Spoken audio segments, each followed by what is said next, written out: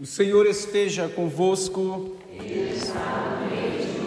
Proclamação do Evangelho de Jesus Cristo segundo São João.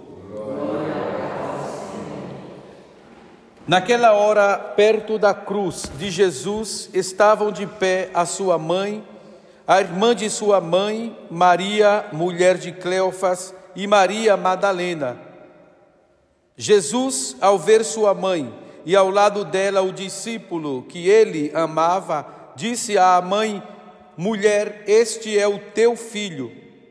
Depois disse ao discípulo: esta é a tua mãe.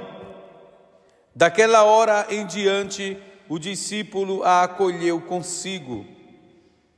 Palavra da salvação.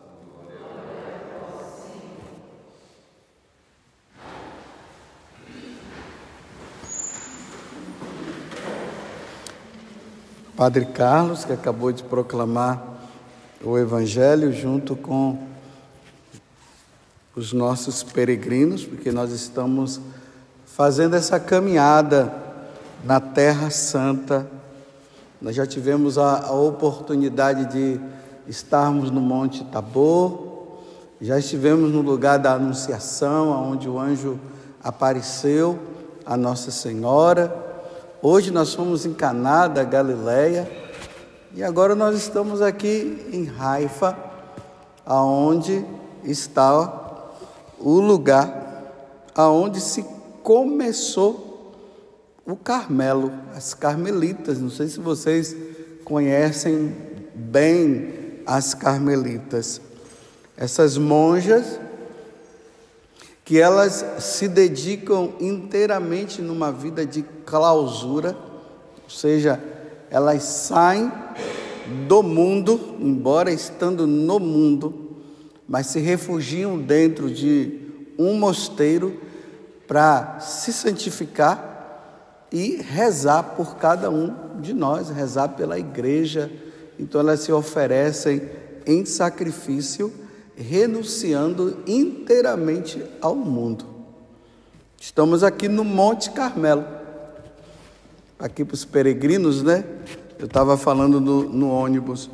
Quantas carmelitas desejariam estar aqui, visitar o lugar aonde se originou essa ordem religiosa que suscitou na igreja muitos e muitos e muitos santos. Muitos. Os mais conhecidos, Santa Teresa d'Ávila, a reformadora do Carmelo, junto com São João da Cruz, o reformador do Carmelo na área masculina. E aí vem Santa Teresinha, muito conhecida, Santa Elizabeth da Trindade e muitos outros. Eu até digo assim, olha, dificilmente uma pessoa se torna carmelita e não se torna santo, viu?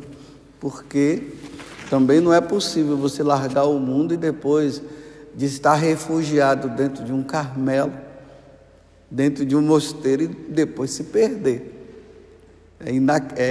Seria impossível uma coisa dessa acontecer.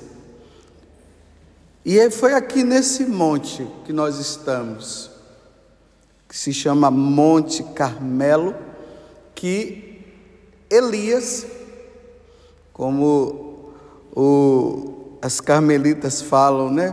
O nosso pai Elias.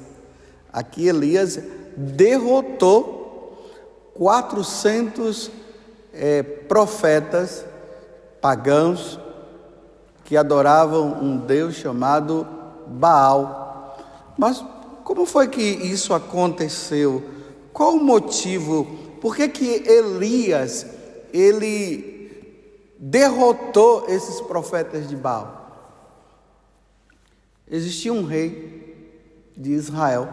Então, quando se fala rei de Israel, significa que é um rei que se encontrou, que servia ao Deus único e verdadeiro, o Deus de Abraão, o Deus de Isaac e o Deus de Jacó. Infelizmente, Acabe acabou acabando com tudo mesmo.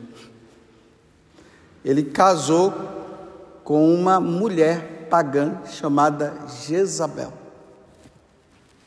E Jezabel, ela dominava Acabe. Então, sabe esses homens muito apaixonados que acaba tendo que fazer tudo que a esposa quer?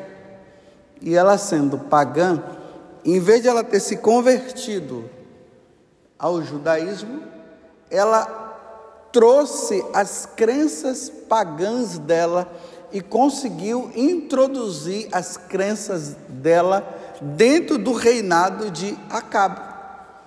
É aquilo que nós chamamos de sincretismo religioso.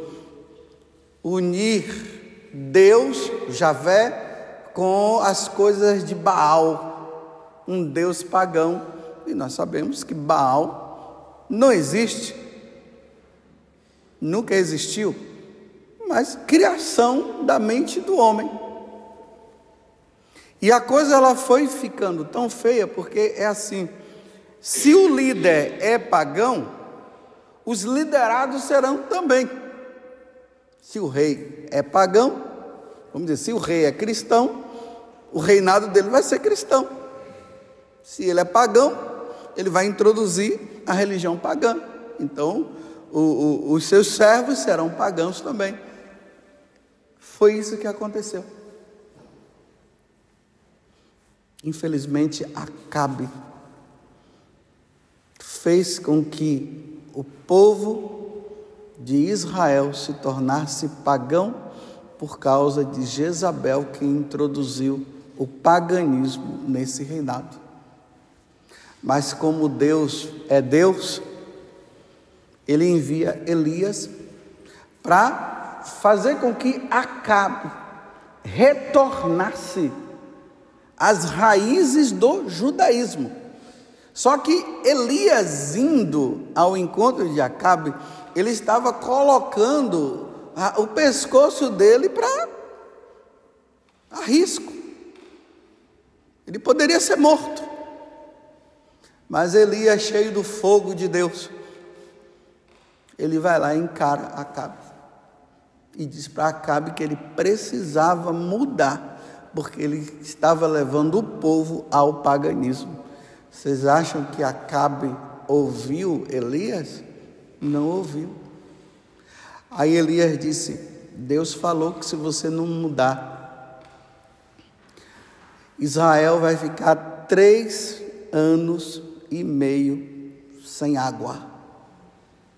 Vai ficar sem chover aqui. E Acabe não acreditou, comandado por Jezabel. E aí Elias se retira para se esconder em um determinado lugar no deserto, onde tinha uma corrente de água, e lá ele ficou. E realmente Israel ficou sem água, ficou sem chuva. Vocês pensam que mesmo assim ele se converteu? Não se converteu. E aí Elias volta e fala o seguinte: olha, Acabe, eu quero que você reúna então todos os deuses aqui, todos os profetas de Baal, e nós vamos fazer um sacrifício para ver quem é o Deus verdadeiro. Porque se Baal é Deus, nós vamos ver hoje. E se Deus Javé é Deus, nós vamos ver também. E aí eles aceitam o desafio. Imagina aqui nesse monte onde nós estamos.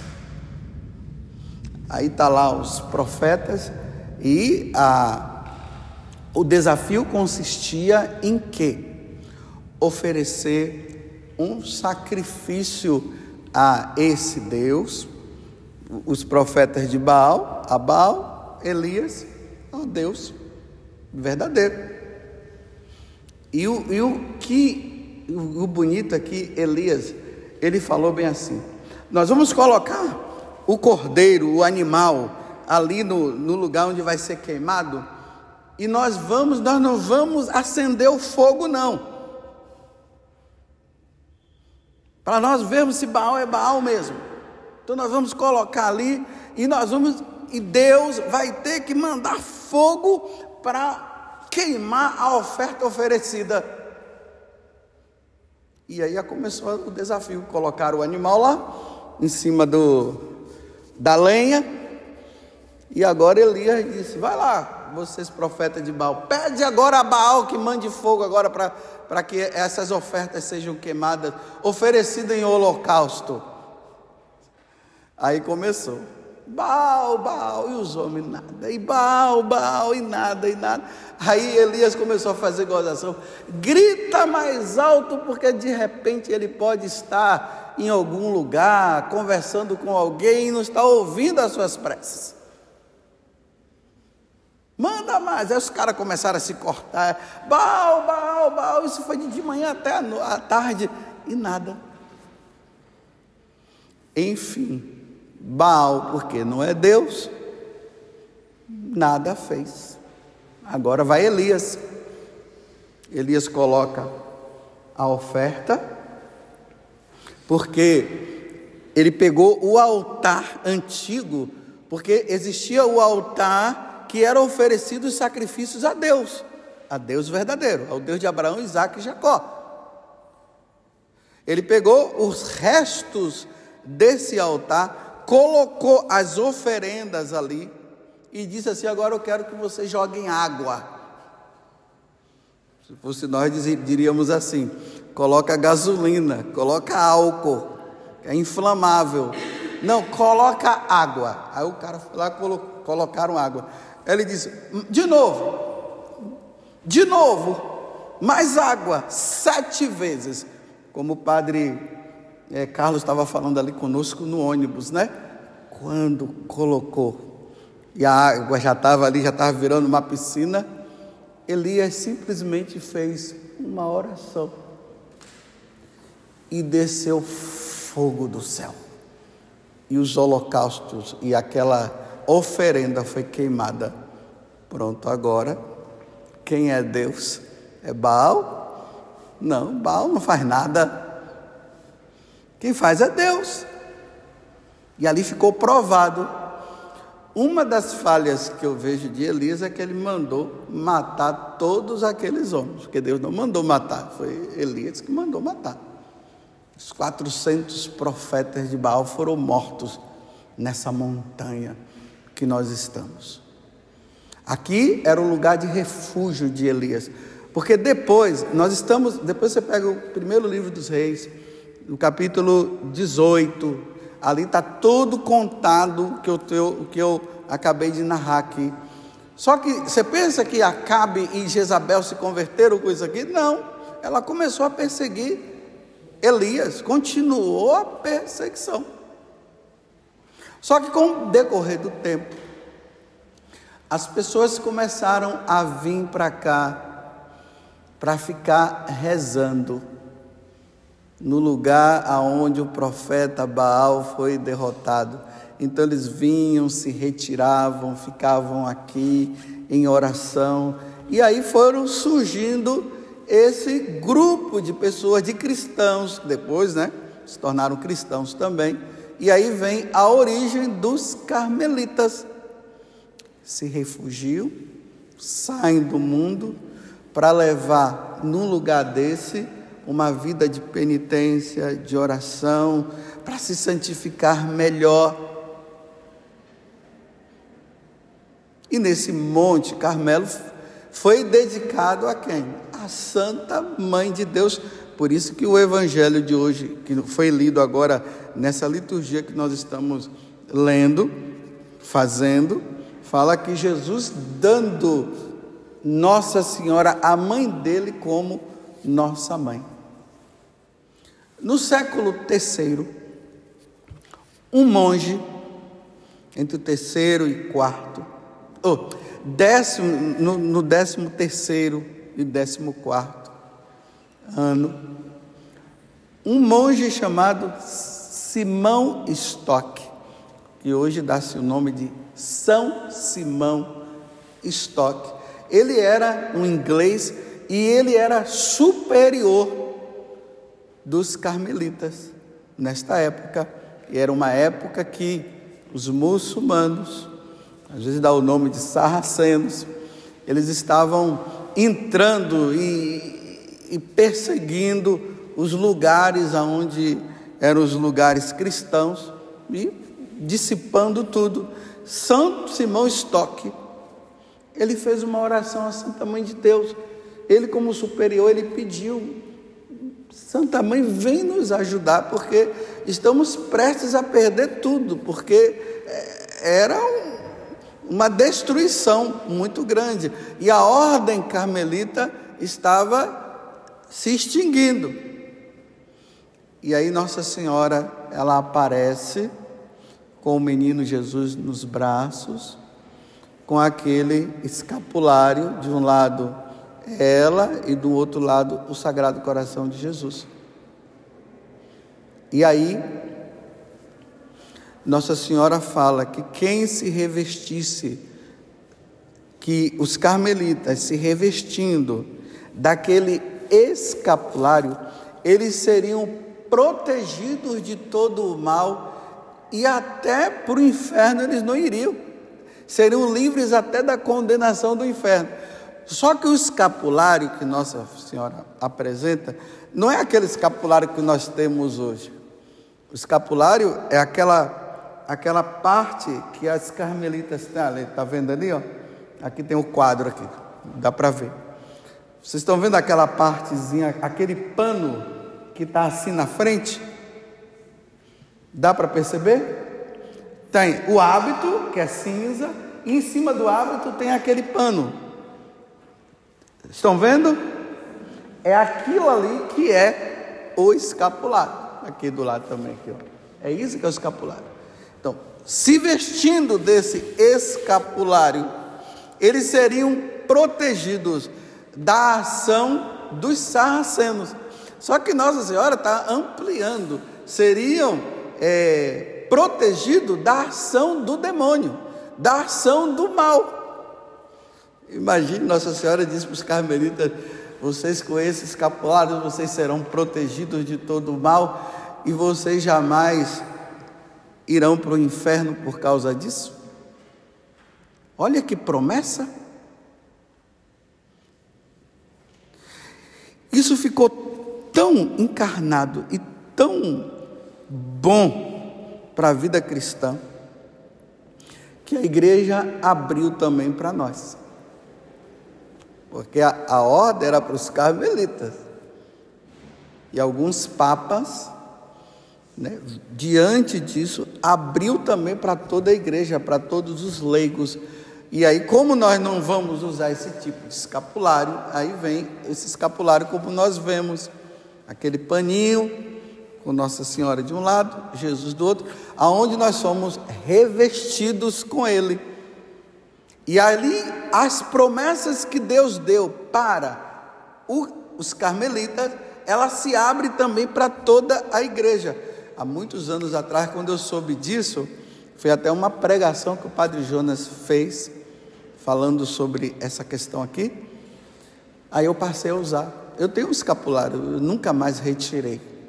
E quando nós usamos, nós não devemos tirar. A primeira vez que a pessoa usa, é preciso que um padre, e a ordem era, os padres carmelitas que abençoavam, os freis, né, carmelitas que abençoavam e impunha sobre nós. Agora se abriu, os sacerdotes também podem abençoar. Então a pessoa, quando usa pela primeira vez, o padre, ele abençoa e depois ele impõe o escapulário sobre aquela pessoa pela primeira vez. Aí depois já não há mais necessidade desse rito, mas na primeira vez é assim. Então, quando nós usamos, é certeza de que aqueles que usam o escapulário jamais perecerão no fogo do inferno, porque é promessa da Mãe de Deus. Agora abro um parêntese, porque tem que abrir um parêntese. O escapulário não é um patuá. O escapulário não é um, como é o outro nome que dá? Um amuleto. Diz, usou, pronto, agora... Não, o escapulário é uma forma de nós usarmos e olharmos e pensarmos que a Mãe de Deus, ela nos protege, ela nos ajuda a levar essa vida com Deus. Então, uma vez que nós usamos, e Ele está aqui, isso nos faz relembrar que nós não podemos cair no pecado. Então nós vamos fugir do pecado. É nesse sentido que protege. Porque tem gente que está assim, né? Eu já estou com o escapulário, agora eu peco, faço um monte de coisa, porque no final, não é bem assim não. Não é assim. Ele tem que ser um sinal para nós entendermos que nós precisamos estar na graça de Deus e não na desgraça do diabo. É assim que nos preserva do fogo do inferno. Vocês entenderam? Fecho o parêntese, porque eu abri e fechei para falar que não é um patuá. Agora dando continuidade, e para encerrar também. Na história da igreja nós vemos que realmente muitas pessoas que usaram o escapulário, elas foram preservadas da ação do mal, da ação do demônio. Tem uma história muito comum que se conta na vida de São João Maria Vianney. Uma moça, ela foi para uma festa e disse que tinha um homem muito bonito, que ele conseguia, ali na festa, as mulheres ficavam tudo doidas, querendo sempre dançar com ele. Diz que o homem tinha um sapato assim, meio que brilhante e tal, e as moças tudo. E essa mulher, essa moça, ela ficou com complexo de inferioridade. Porque quando o demônio, né? Quando aquele homem passava por ela, ele nunca chamava ela. Então ela ficou, eu sou feia porque ele não me chama, e que história é essa, e não sei o quê. Aí ela foi se confessar com São João Maria Vianney.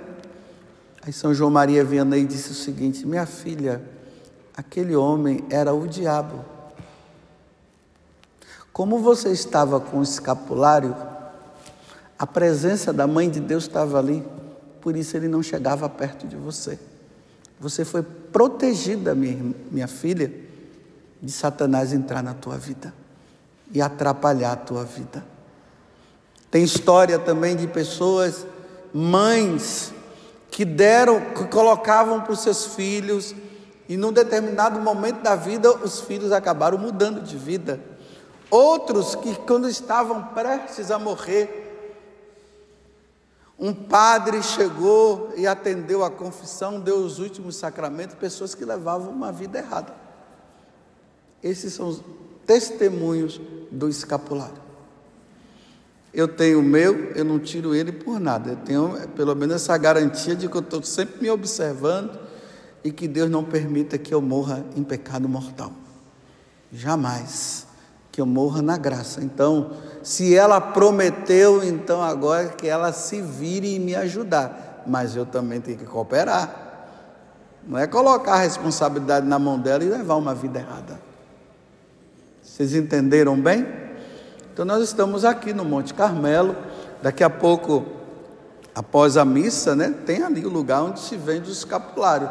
Olha, quer presente melhor para dar para alguém do que um escapulário? Eu sei que é um negocinho pequenininho, né? Não é dourado, não tem aquela coisa toda, né? Mas você quer, qual é o melhor? Oferecer algo que é uma garantia para o seu filho, para a sua filha, para o seu esposo, para o seu amigo, para a sua amiga, uma garantia de vida eterna?